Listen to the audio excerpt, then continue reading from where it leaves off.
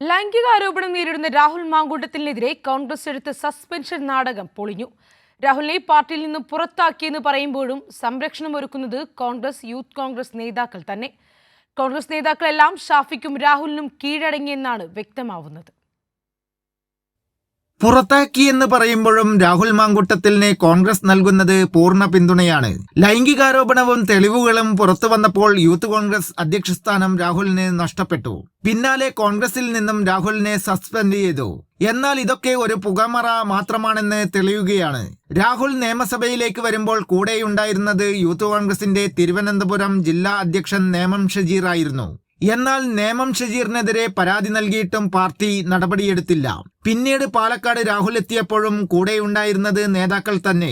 Youth കോൺഗ്രസിന്റെയും KSUവിന്റെ നേതാക്കൾ രാഹുലിന് സംരക്ഷണമൊരുക്കി.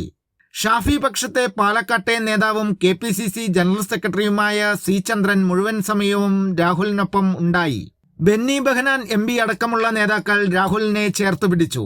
ഇതോടെ കോൺഗ്രസിന്റെ നാടകം ജനങ്ങൾക്ക് വ്യക്തമായെന്ന് CPIM സംസ്ഥാന കമ്മിറ്റി അംഗം NN കൃഷ്ണദാസ് പറഞ്ഞു.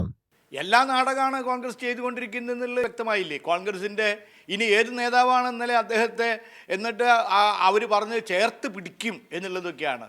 ദുർഗന്ധത്തെ ചേർത്ത് പിടിച്ചാൽ അവരെല്ലാവരും ദുർഗന്ധത്തിന് അടിമയായി കോൺഗ്രസ് പാർട്ടി തന്നെ നശിച്ചു പോവും എന്ന് ഈ നേതൃത്വം മനസ്സിലാക്കാതിരിക്കുന്നതിൻ്റെ കാരണം എന്താണെന്നുള്ളതാണ് മനസ്സിലാവാത്തത്. അവർക്ക് എന്തൊക്കെയോ ഉണ്ട്. ഇദ്ദേഹത്തെ പൂർണ്ണമായിട്ട് ഒഴിവാക്കുന്നതിന് വിഷമമുണ്ടാക്കുന്ന എന്തൊക്കെ കാര്യങ്ങൾ അവർക്ക് നേതൃത്വത്തിൽ പലർക്കുമുണ്ട്. അതേ ജനങ്ങൾക്ക് സംശയിക്കാൻ പറ്റൂ. അതുകൊണ്ട് കോൺഗ്രസ് പാർട്ടിയാണ് വ്യക്തമാക്കേണ്ടത് എന്താണ് സമീപനം എന്നുള്ളത്.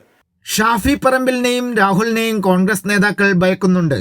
ലൈംഗികാരോപണത്തിൽ രാഹുലിനെതിരെ കർശന നടപടി സ്വീകരിച്ചാൽ തങ്ങൾക്കെതിരെയും ആരോപണം വരുമെന്ന ഭയത്തിലാണ് നേതാക്കൾ. സച്ചിൻ വള്ളിക്കാട്, കൈരളി ന്യൂസ്, പാലക്കാട്.